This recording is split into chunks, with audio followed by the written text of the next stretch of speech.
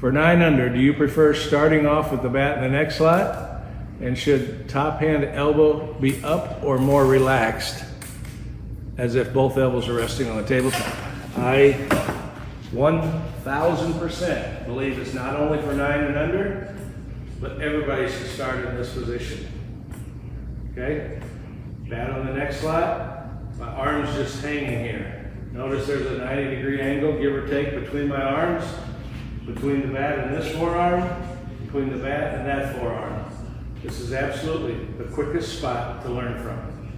I have a, who was it today? It was the Coastal Carolina player. He wanted to hold his bat up here. And as we're going through the drills and some tee work and some flips, when we got the flips, he couldn't get everything synced up. I said, hey, for a few swings, just lay the bat on your shoulder and do everything we've talked about, and bam, the first pitch, the bat came right through the ball like it's supposed to.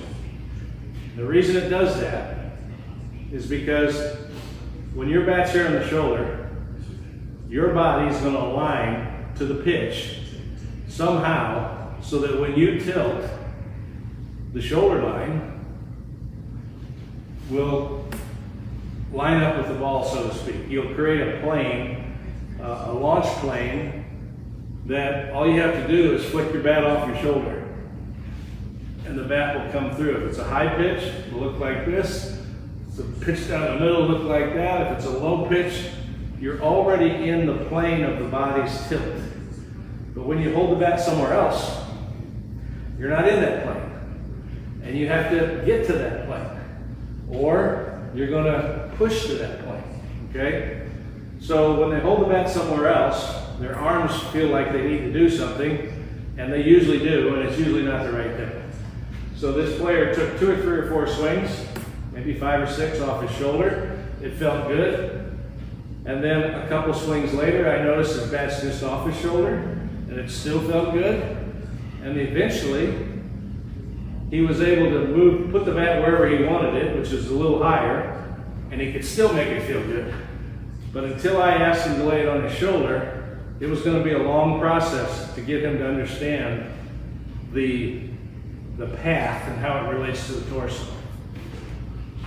So definitely for 9 and under. In fact, George Brett, one of the greatest hitters ever, laid the bat on his shoulder and swung it right off his shoulder. When I was a kid, the coaches would say, get the bat off your shoulder, like there's some kind of detriment to that. And there really isn't. In fact, it's awesome from there. And if George Brett can hit almost 400 in the big leagues doing it, there can't be a whole lot wrong with it.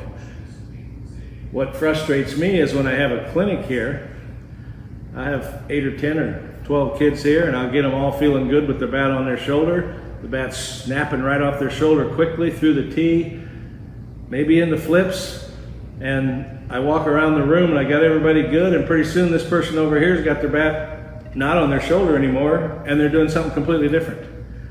I don't know, are they trying to look pretty or are they trying to hit?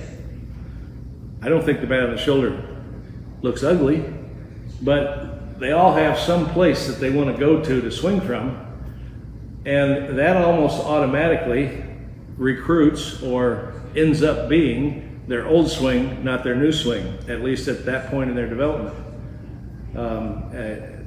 They don't understand that, I guess, and I talk to them about it, and I'll get it back on their shoulder, and I'll walk around the room, and I'll look over there, pretty soon, the bat's off the shoulder again.